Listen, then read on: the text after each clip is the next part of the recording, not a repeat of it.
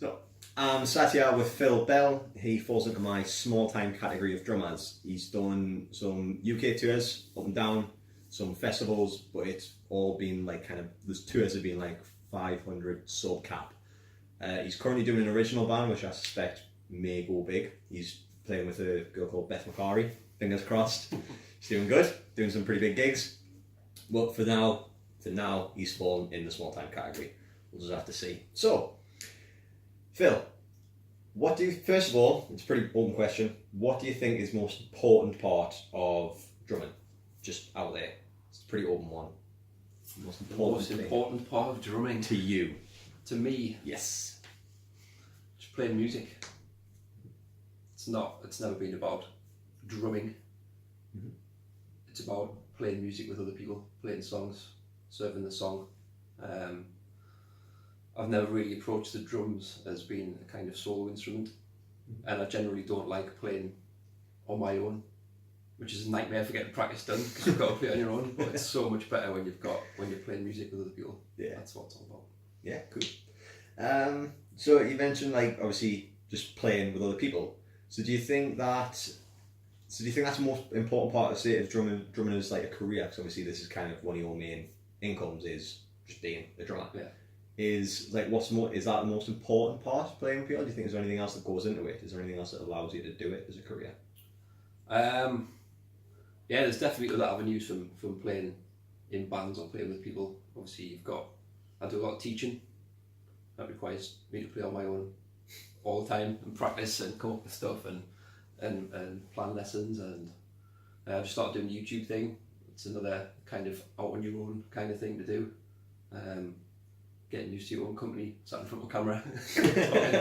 It's quite difficult. There's so many different things cropping up now, mm-hmm. aside from playing in bands. Yeah. So you've got to kind of focus on lots of other things to make a career out of it. It's not so easy to just go out and gig now. Yeah, you've got to like subsidise it. Yeah. Yeah, totally. So what would you say makes you employable as a drummer? Like, what do you think people would look for in you to say, I need a drummer for a gig? What would make you the person to give a phone call to? Being reliable. Obviously being known in the first place, that's a massive part of networking. I think of all the bands that would call me up for a last minute gig to stand in, or even to join a band, I know them already from the scene. It's not just all having a Facebook page and people are going to find you or putting videos up. Like, you've got to know these people, mm-hmm. because they've got to know that they can stand being around you for a few hours or sit in a band with you. It's all kind of part of like your personality as well as being able to play. Mm-hmm. People just want to get on with people and know that you're going to turn up, you're going to know the tunes, you're going to do the job. Yeah. Yeah, cool. So do you think there's a formula to what makes you like an employable drummer? Do you think there's like, could you put it down to a few things? Like what like you mentioned, like being able just to sit in the van with people, making sure they can actually stand you while you've got the call, obviously knowing the stuff. Is there anything else that kind of goes into that? Like you've mentioned a couple of things. It's just being around long enough, I think. Mm-hmm. I think a lot of younger players get disheartened when they're struggling to get gigs, but it takes a lot of time. You've just got to have your face on the scene, go and see other bands, talk to people at gigs, be good.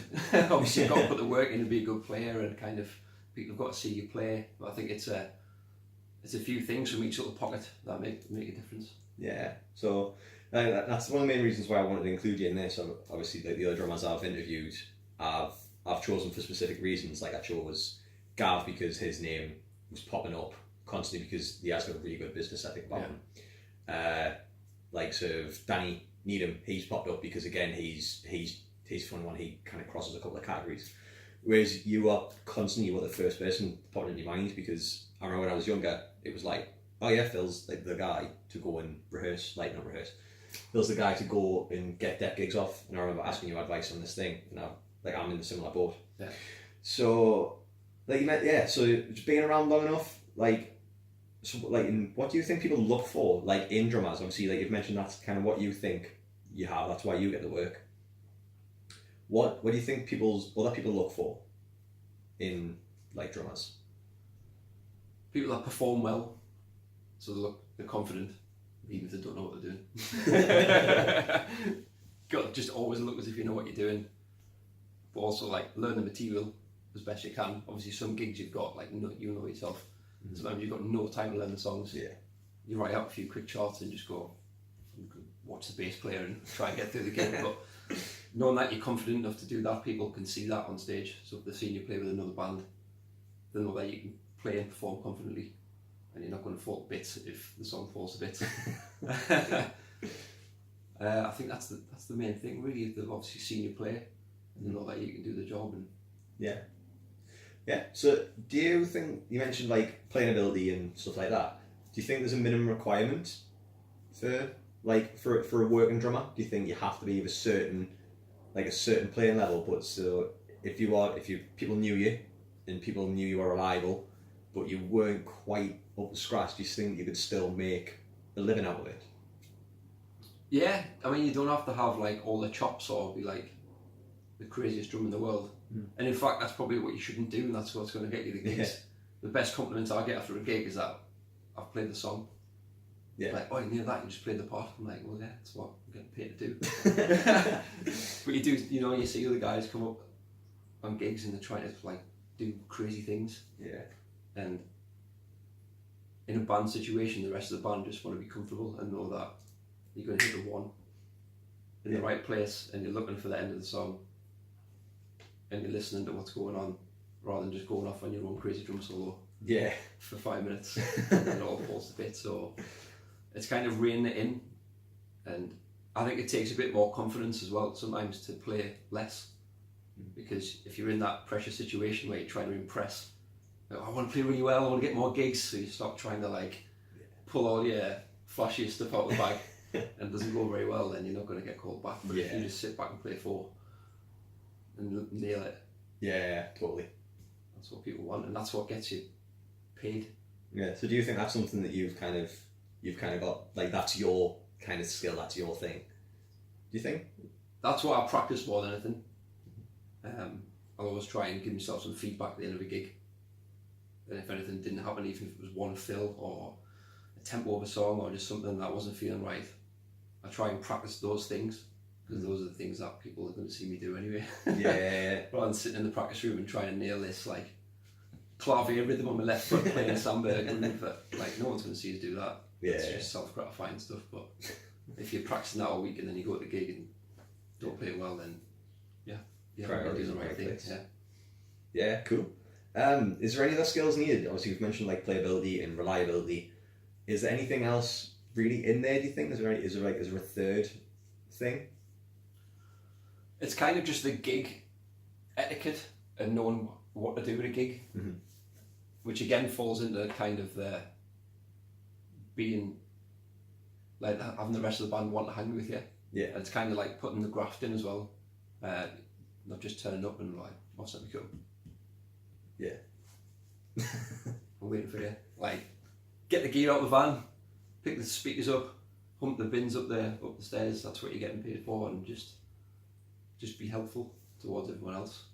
It's kind of that gig etiquette. But yeah, you just have to learn really. Yeah. It's funny there's no school for that, is it? It's like you've just got to go and get into it. Yeah. It's like just learn from other people and totally. Find out what's expected of you. Yeah. So do you think the drummers, obviously you mentioned like kind of like gig etiquette, so do you think like people's skills are really important for a working drummer, especially as someone of like the kind of your kind of pool? Yeah, definitely. Whether you're playing at a pub gig or if you're playing at a festival or a original gig with other bands, that kind of gig etiquette kind of spreads across, not just within your own band, but with other bands, other players, managers, promoters, anyone that you're working around and with. You've got to have professional attitude. So it's like kind of like good people skills essentially. That's kind of what. Yeah, sure. Yeah, cool. You mentioned we've not really touched on this. It's kind of, so it shows kind of like you're much heavily more focused. I think from what I'm reading, you're much more heavily focused on kind of the reviews from people and like your own kind of like your own personal like ability. Obviously, you mentioned like the sort of avenues and stuff to keep you able to play as an income rather than going working like a 9 to 5. So it's sure, I think that looks like you've kind of got like a business attribute about you. Like that's kind of what I see. So do you think that's pretty fair to say that you've got like a business attribute? Wouldn't want to fly, yeah. Yeah, definitely. I try and run my drumming as a business. I try and brand myself. I do social media. I try and post as much as I can. You're always thinking of it as a business. Yeah. You're thinking about is my outgoings like way higher than what I'm making. The same way you do in any business. Yeah. You know, you don't go out and buy crazy amounts of like expensive gear if you've only got like 2 gigs a week. And but yeah, thinking professionally, you think as a business person, and you're always kind of looking for what else you can do. Like, so I've started doing the YouTube thing, which is a slow progress. I'm not expecting it to be like having 1 million subscribers in a month or something, but it's an ongoing progress, and it's kind of it's a personal development thing as well.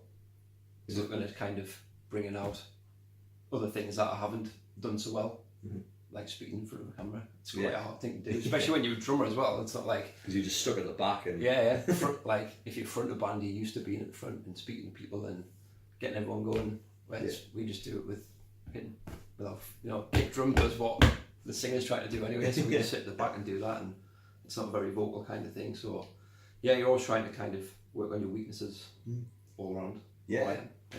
So yeah, you mentioned you kind of touched on gear. Do you think gear is important? To some degree. If you've got gear that sounds like an absolute bag of crap, then people are going to hear that. Yeah. And you're not likely to get as many gigs if people know that your gear sounds like crap. Yeah. Obviously, depending on what level you're playing at. If you're a regular studio musician, then you really do need great gear. But yeah, I've always tried to have the best gear that I can have. It helps. Yeah, makes the job easier. It helps to mask over the mistakes that you made when someone comes over at the end of the gig and goes, "Wow, mate, that kit sounds great." I'm like, "Oh yeah, let's talk about that." Yeah. Right. So yeah, can you kind of sum up? Can you kind of sum up in 3 statements what you think drummers should have, right, to be successful in their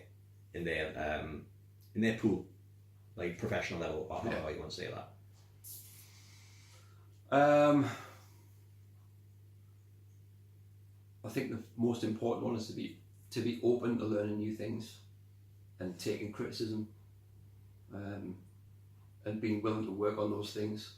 The worst thing is to be really stubborn and think that you know it all already and not accept any comments from anybody or be willing to do anything that people ask you.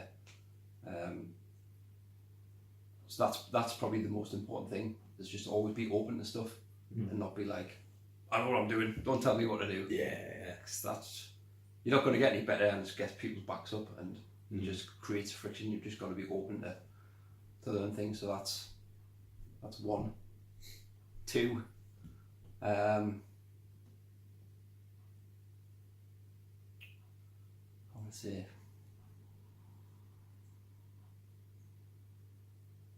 just put the graft in. If you know you've got to do something, then do it. If you know you've got some songs to learn them. You kind of find out your own kind of way of working. So that's another ongoing thing, is finding out your methods for how you work best. I always learn songs much easier if I write them out, if I chart them. Yeah. Even if I don't take the charts to the gig, as long as I've written them out, I've got that mental kind of view of things where other people can just listen to a song and learn it. Yeah. Which I'm totally envious of, because I can listen to a song 1 million times.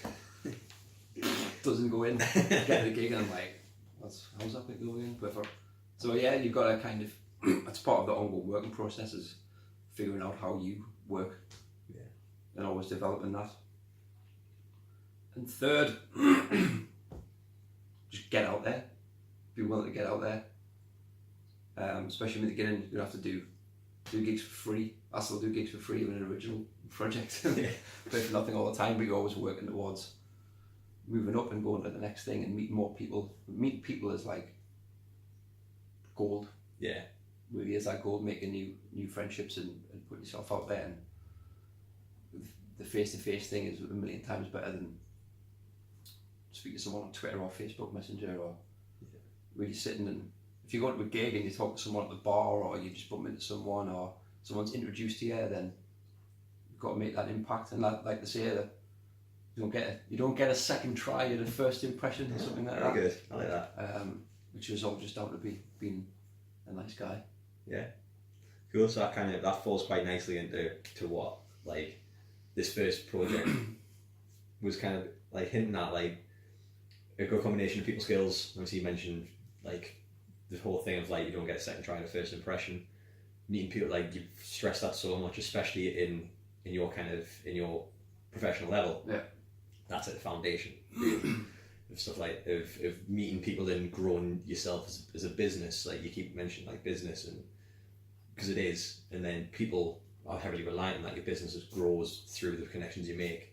So do you think that if you were lacking one of those things, so say if you had, like you had the great people skills, you had the great person skills, but you weren't much cop as a drummer, do you think you could still make it? In that scenario, could that apply in like all the ways? To say you had great people skills, great player, but you sucked and you couldn't make like you couldn't advertise, like people haven't heard of you. Yeah. Could you make a thing like there's a kind of broad sense? I know there's a few very random examples of this, but is there anything that you can spring to mind with that? Like, is there anything those kind of? I think probably to some degree you could. If you take those three kind of things, you'd probably get somewhere if you've got two of them.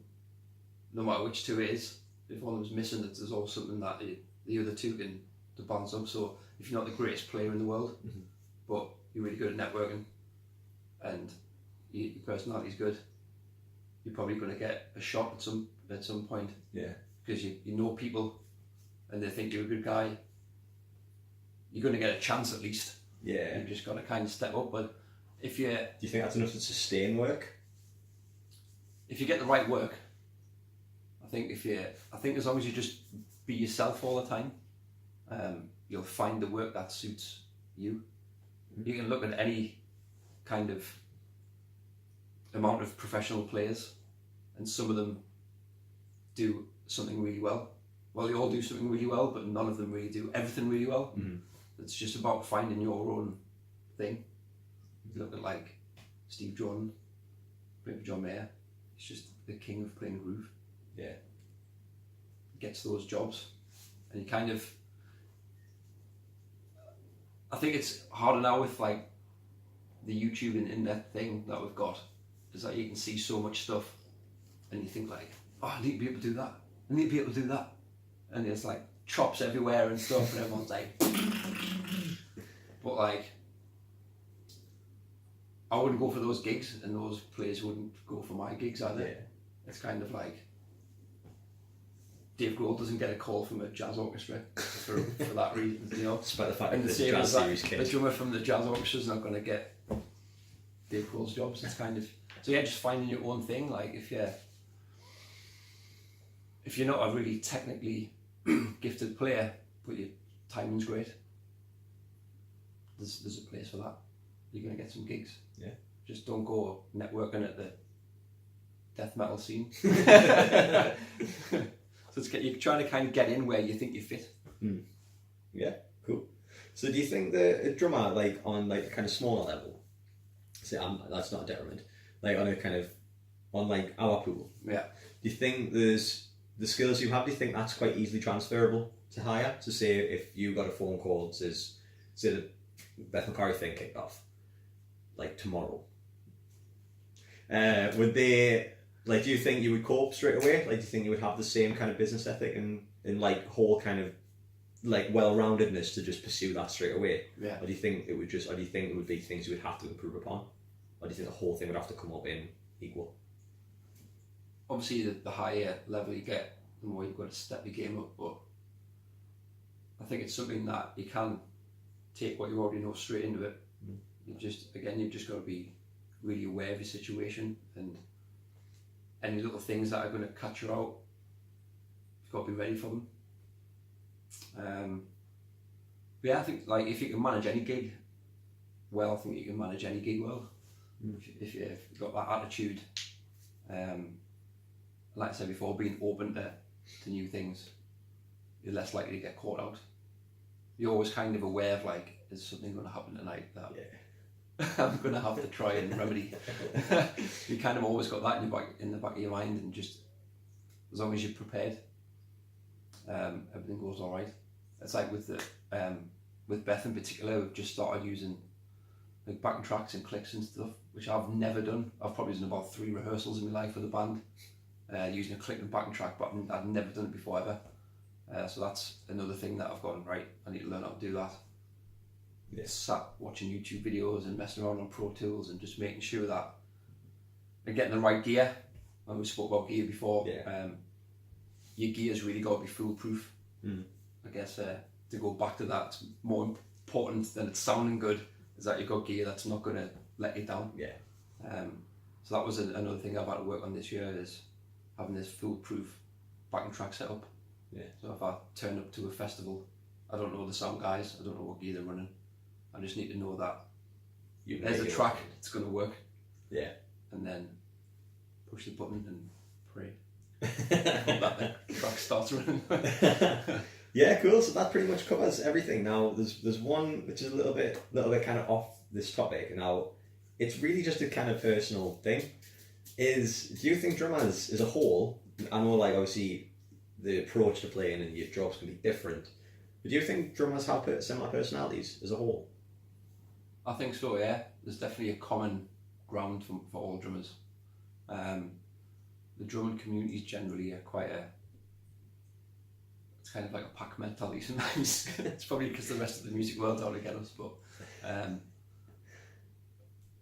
drummers always seem to kind of have like a lot of empathy for each other, and help each other out, never afraid to kind of share ideas or lend gear to someone or share our knowledge. It's always quite a brotherhood or sisterhood. Yeah, definitely. I think there's definitely a common kind of amount of crazy that goes with being a drummer. Yeah. For sure. Yeah, awesome, great. That's everything. Right. So yeah, this has been Phil Bell, and yeah, thank you. Thank you. Hi, my name's Phil Bell. I play drums for Beth McCarry, Alcatraz House Band, and whoever else will have me at late notice. And I'm doing an interview with Reese for his project.